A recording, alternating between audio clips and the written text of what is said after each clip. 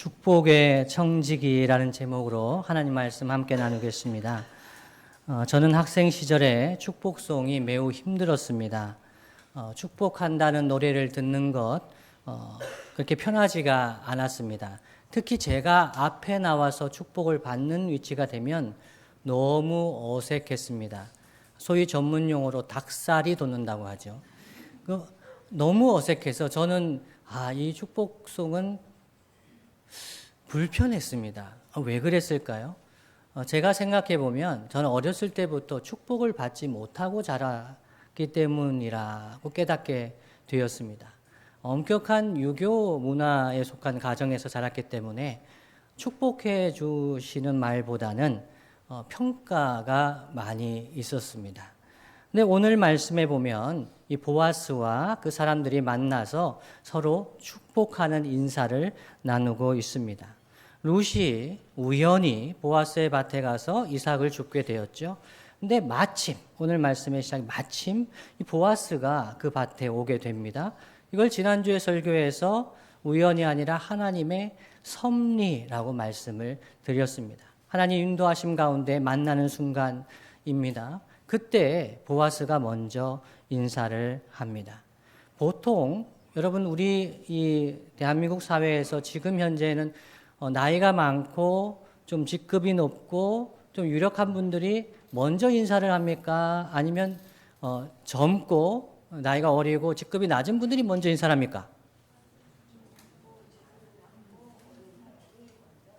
그렇습니까? 예, 선생님의 말씀이니까 맞는 것 같으네요. 예, 요즘 군대에서는 좀 문화가 달라졌다는 얘기를 제 장교분한테 듣긴 했는데요. 요즘에는 그걸 뭐 그렇게 따지지 않는다는 이야기도 있지만 그래도 어린 사람이 좀 직급이 낮은 사람이 먼저 인사하는 게 후환이 없겠죠. 네, 제가 서울에 올라갈 때 92년 서울에 올라가면 이렇게 해야 된다라고 말씀해 주셨는데 그 중에 하나가 서울 사람 다 깍쟁이다. 조심해라 하는 것이었고요. 두 번째는 네가 먼저 항상 인사를 잘해야 된다. 인사를 잘해야 된다는 게 말씀이었습니다. 오늘은요. 보아스가 먼저 인사를 해요. 그 내용이 무엇이죠? 여호와께서 너희와 함께 하시기를 원하노라. 이렇게 인사를 합니다. 그러니까 사람들이요.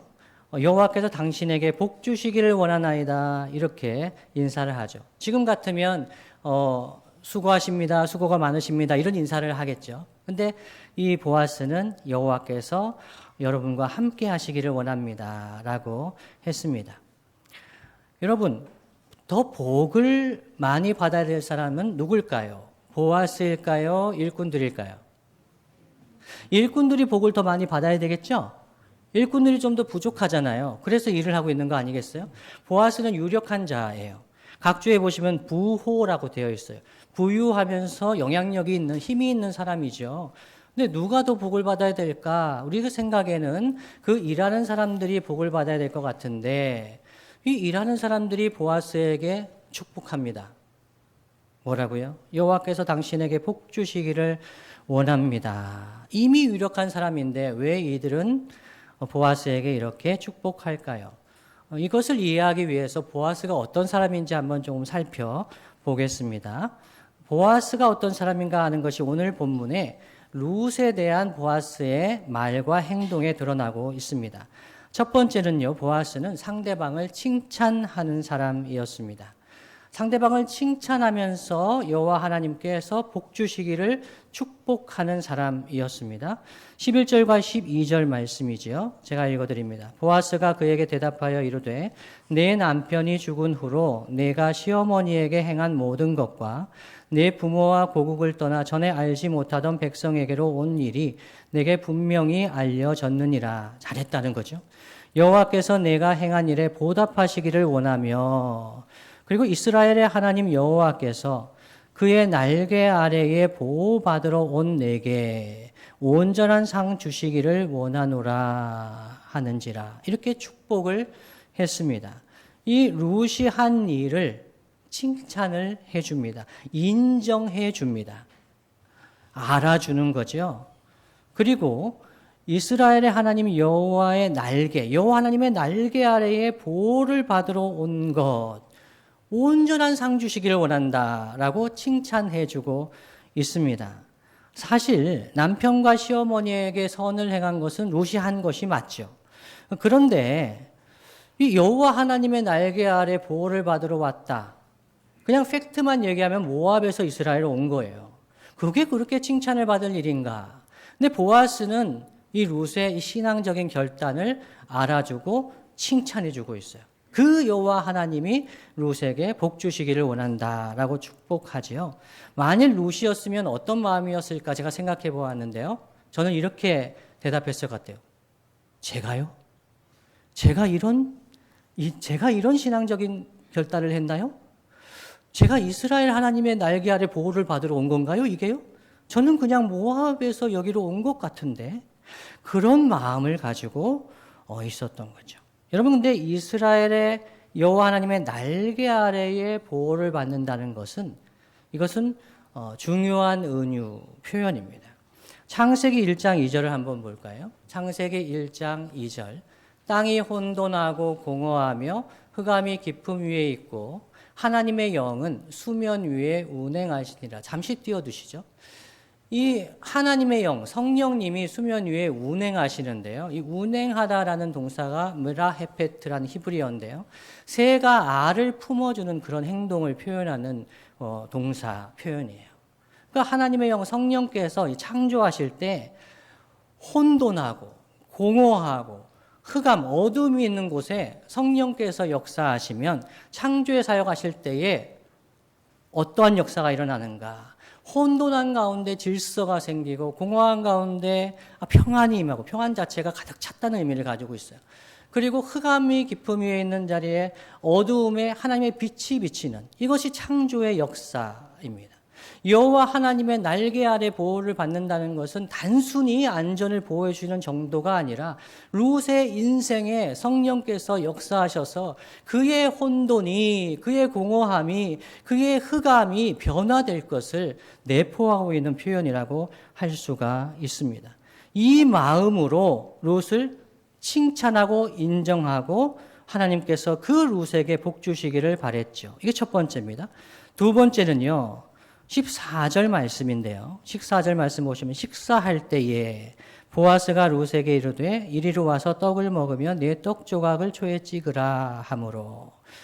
여러분 이 이스라엘 사람이 유대인이 이방인들과 식탁의 교제를 나누지 못합니다. 이방인들과 식사 교제를 할 수가 없어요. 모압 여인이지 않습니까? 만일 모압 여인 이 롯에 대한 신뢰가 없었다면 이 보아스는 그와 함께 식사 교제를 나누지 못했을 거예요. 그러나 이 보아스는 그녀를 하나님의 딸, 여호와의 딸로 포용하고 있습니다. 받아들이고 있습니다. 교제하고 있습니다. 세 번째는요. 그에게 롯에게 경제적인 배려와 안전한 환경을 제공하고 실질적인 혜택을 주었습니다. 롯이 가장 필요한 게 뭔지를 알았던 거죠. 무엇이 필요했죠? 일자리가 필요했죠. 먹을 것이 필요했습니다. 그리고 남자들로부터 안전한 환경이 되는 것이 필요했지요. 그래서 이 롯이 곡식 단사이에 갈 때 이삭이 많이 떨어질 수 있도록 죽을 수 있도록 그리고 곡식 다발에서 조금씩 뽑아버려서 잘 주울 수 있도록 배려해 주라고 했습니다. 이것은 이 보아스가 좋은 사람이었기 때문만이 아니라 하나님 말씀에 순종한 것입니다. 레위기 19장 9절로 10절 말씀 가난한 자를 위해서 이렇게 하라고 하셨지요. 너희가 너희의 땅에서 곡식을 거둘 때에 너는 밭 모퉁이까지 다 거두지 말고 내 떨어진 이삭도 줍지 말며 내 포도원의 열매를 다 따지 말며 내 포도원에 떨어진 열매도 줍지 말고 가난한 사람과 거류민을 위하여 버려두라. 나는 너희의 하나님 여호와이니라 말씀합니다. 하나님 어떠한 분이십니까?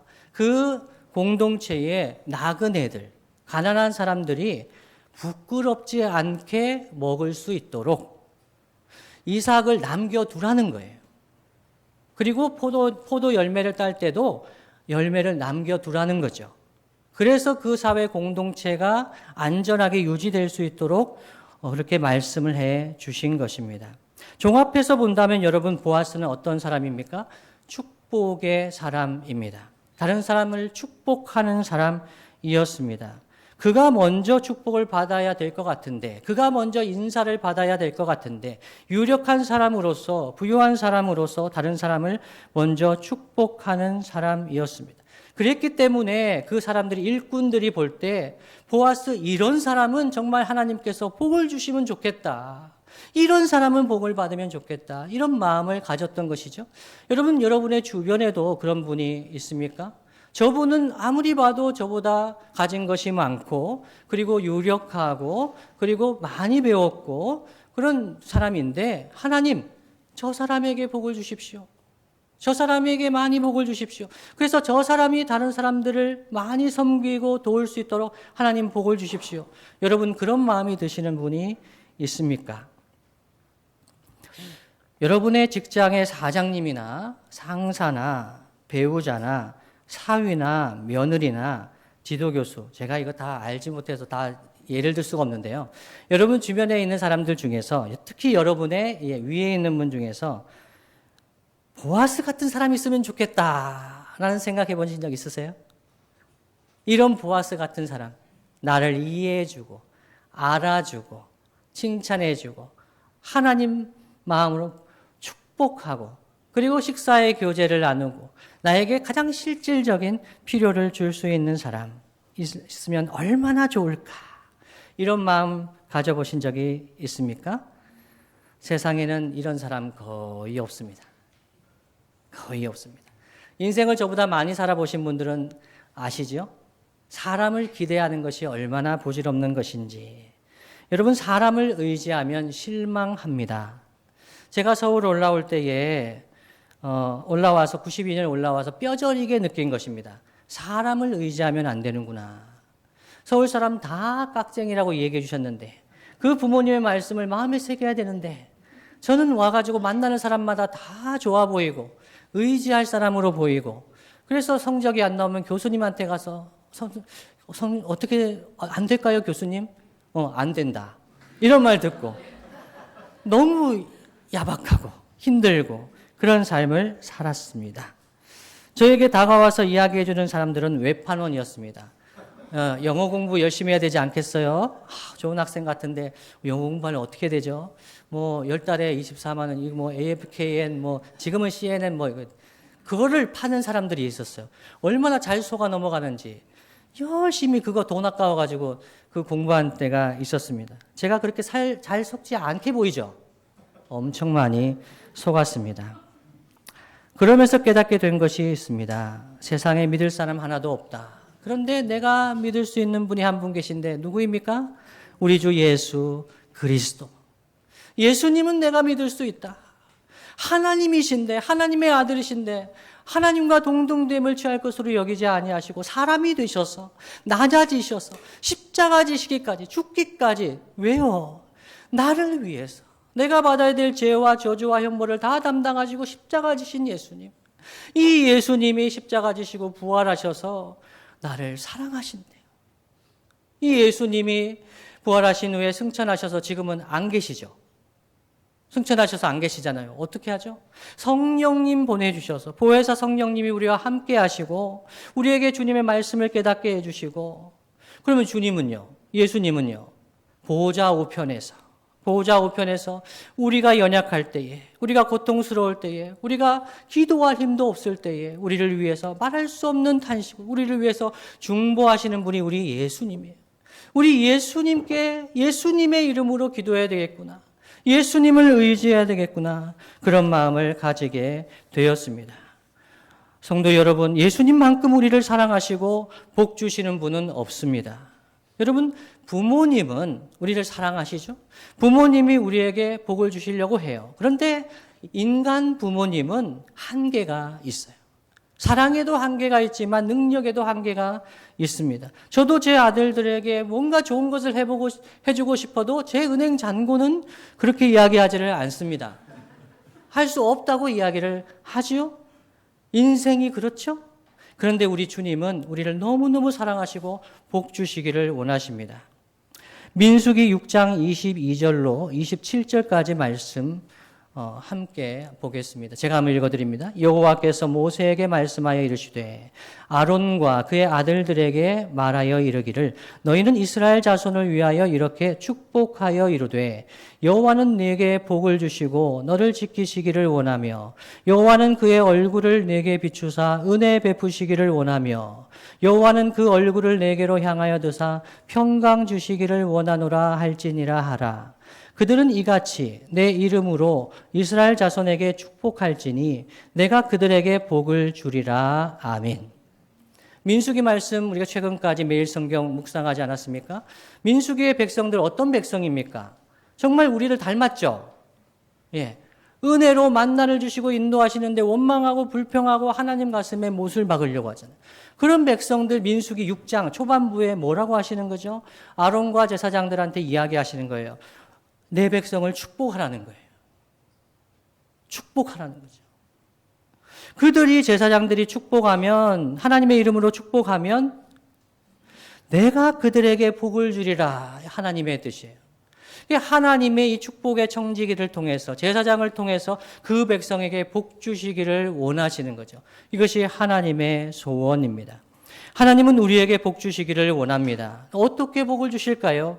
축복의 청지기를 통해서. 구약 때는 아론과 제사장들, 이 제사장들 통해서 축복하시지만 지금은 왕 같은 제사장들, 우리 성도를 통해 교회를 통해서 복을 주시기를 원하시는 것이 우리 하나님의 소원입니다. 오늘 말씀 우리의 삶 가운데 적용해 본다면 여러분 하나님은 우리를 통해서 우리의 이웃들을 복 주시기를 원하십니다. 여러분 저는 제가 처음에 말씀드렸듯이 축복하면 알레르기 반응이 일어나는 사람이었습니다. 닭살이 돋습니다. 그래서 저는 대학 왔을 때 기복신앙 그러면 이것이 한국 교회를 망가뜨리는 이 나쁜 것이구나 이렇게 생각을 했습니다. 그런데 여러분 하나님은 우리에게 복을 주시는 분이에요. 이 기복신앙 자체가 문제가 있는 것이 아니라 우리가 하나님 아닌 다른 것에 복을 구하는 것이 더 문제예요. 하나님 아닌 다른 것으로부터 복을 얻으려고 하는 것, 그것이 죄고요.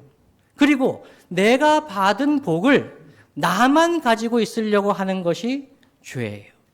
하나님께서 우리에게 주신 것은 나누라고 주신 것이죠. 그것이 청지기라는 것에 담긴 의미입니다. 청지기는요, 주인이 주신 것을, 맡겨주신 것을 목적에 따라서 나누는 사람이에요. 비행기를 타시면은 승무원이 영어로 하면 스튜어디스죠. 이 스튜어드가 청지기라는 단어잖아요. 우리가 하나님의 스튜어드인 거예요. 축복의 스튜어디스.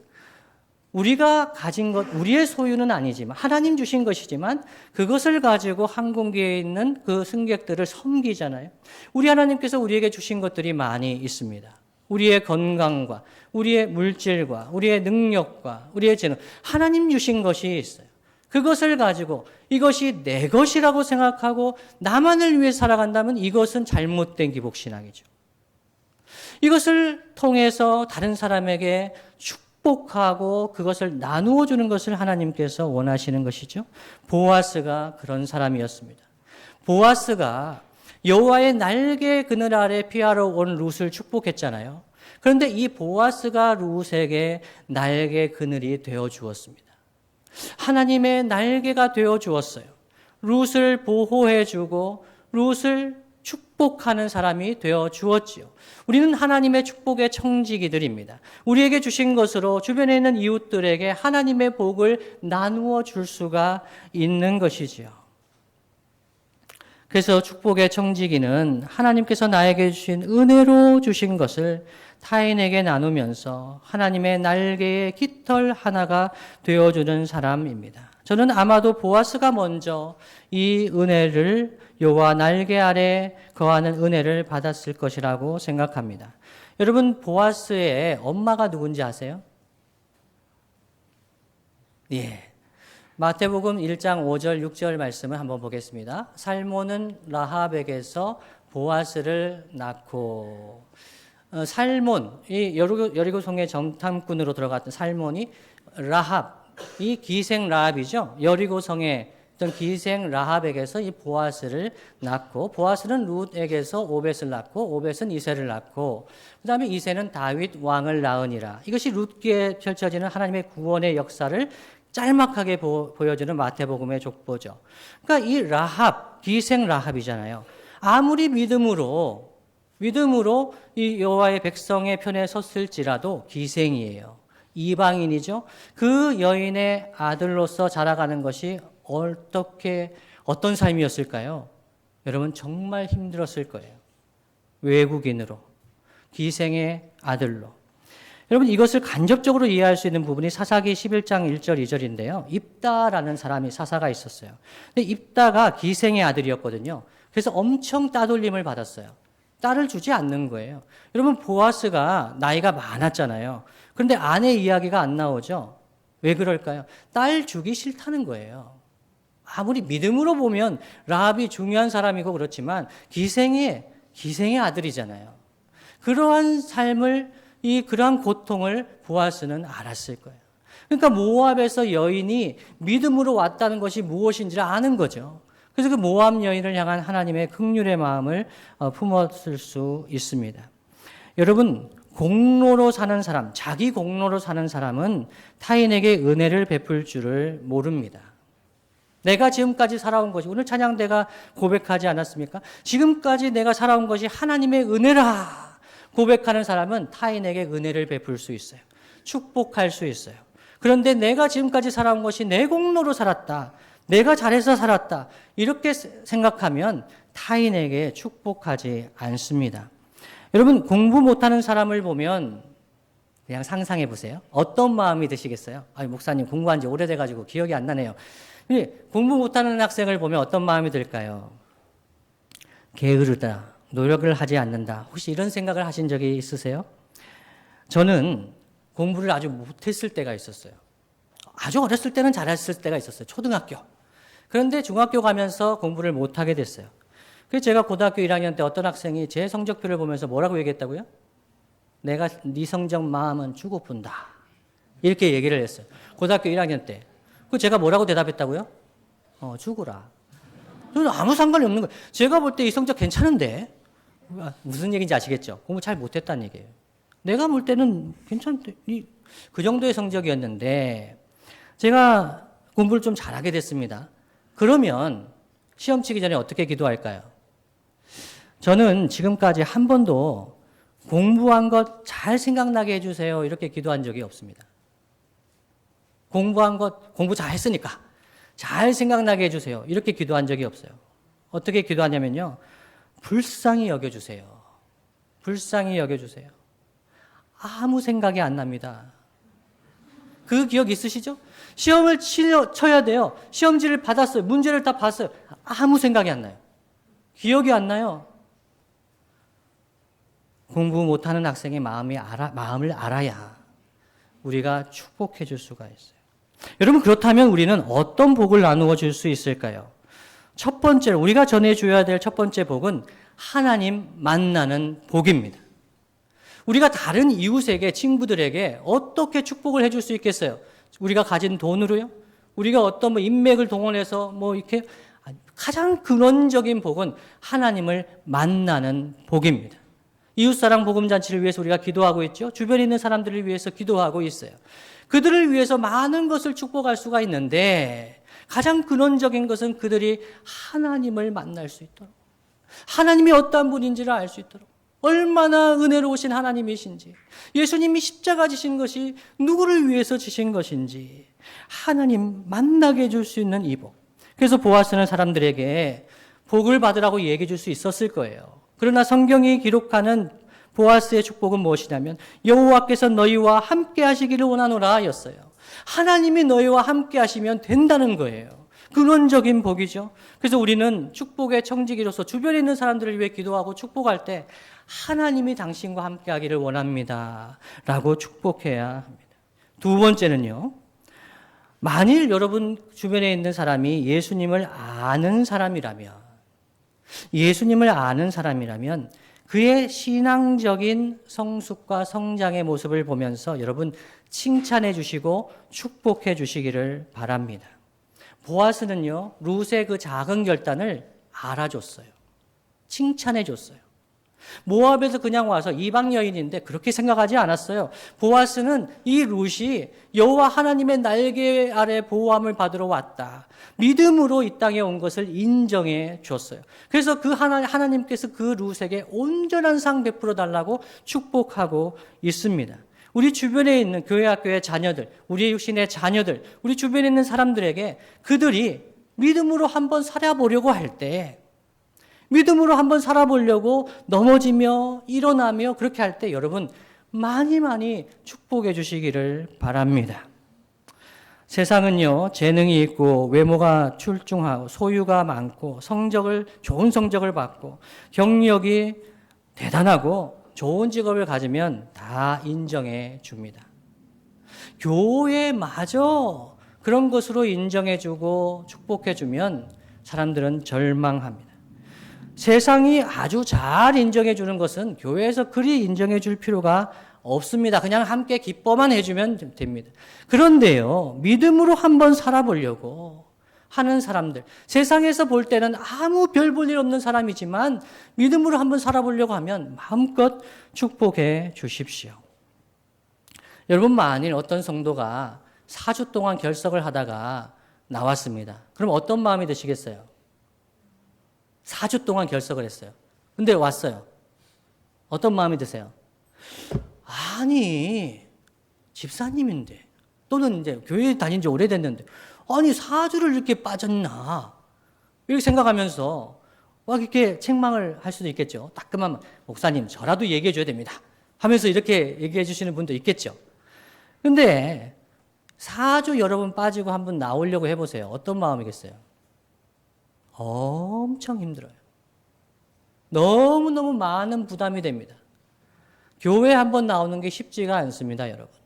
믿음으로 한번 예배 드리려고 나온 거예요. 오랜만에 안 보이던 사람 보이면요, 많이 많이 칭찬해 주세요. 많이 많이 격려해 주세요. 뭐 언제 안 나왔지 이러지 마세요. 그냥 너무 반갑다. 너무 반갑다.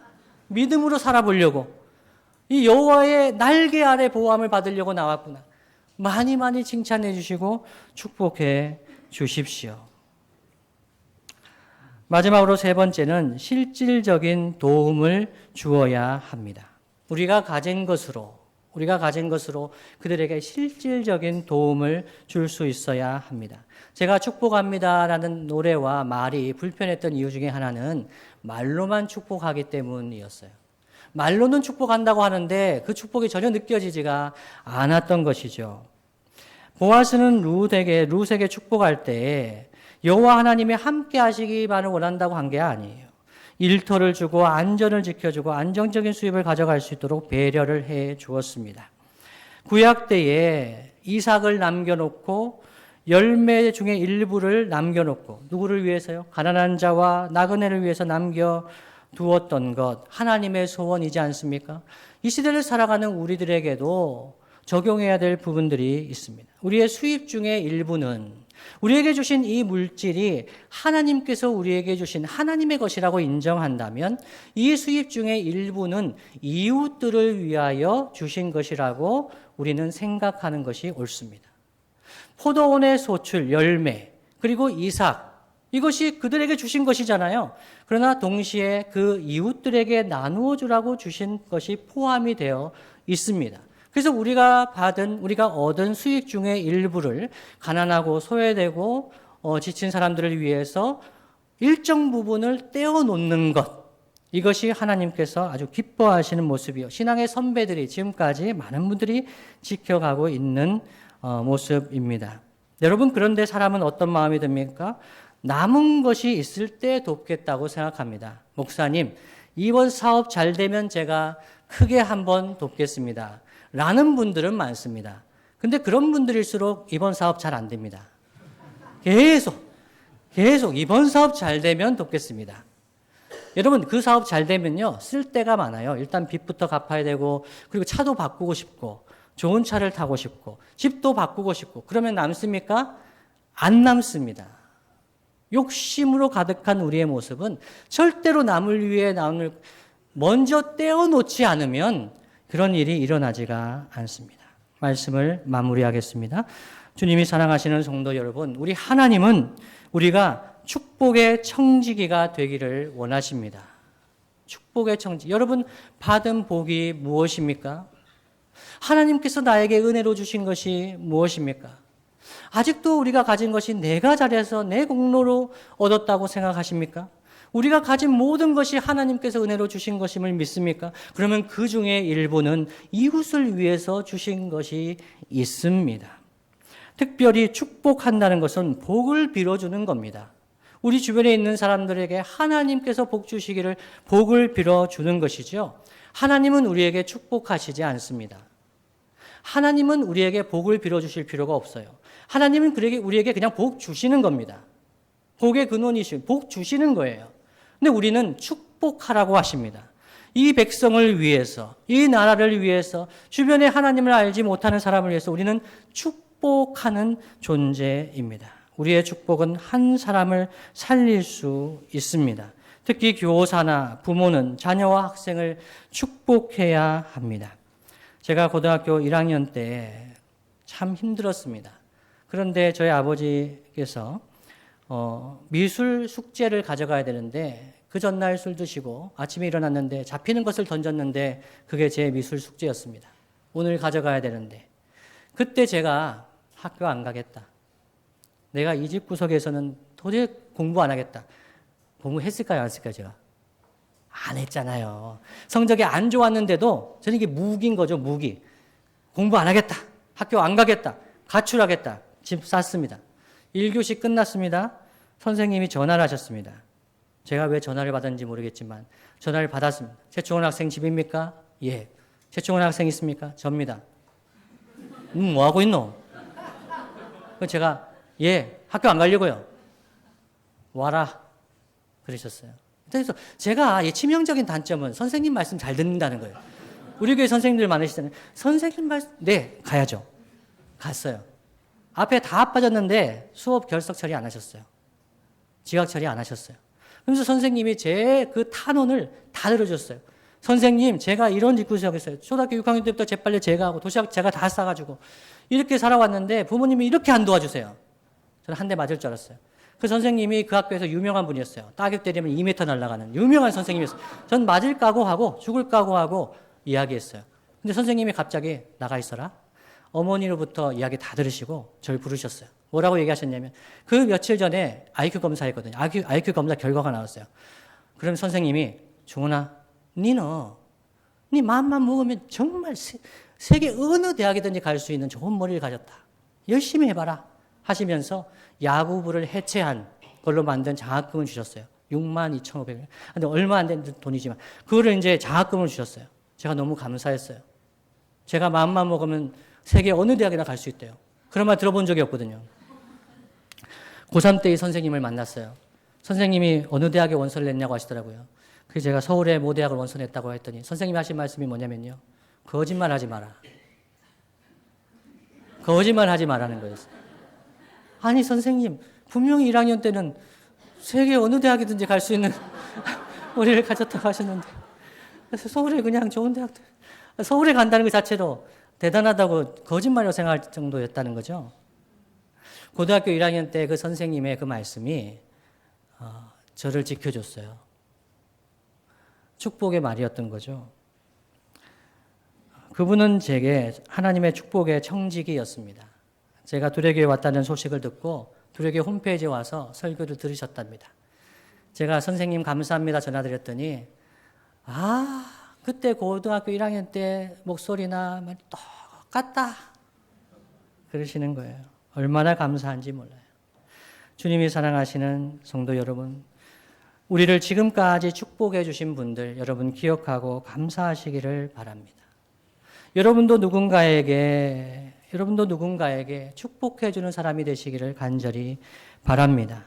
받은 복을 우리의 것이라고 움켜쥐지 말고 복을 나누어 주는 축복의 청지기 되시기를 예수님의 이름으로 축복합니다. 다 함께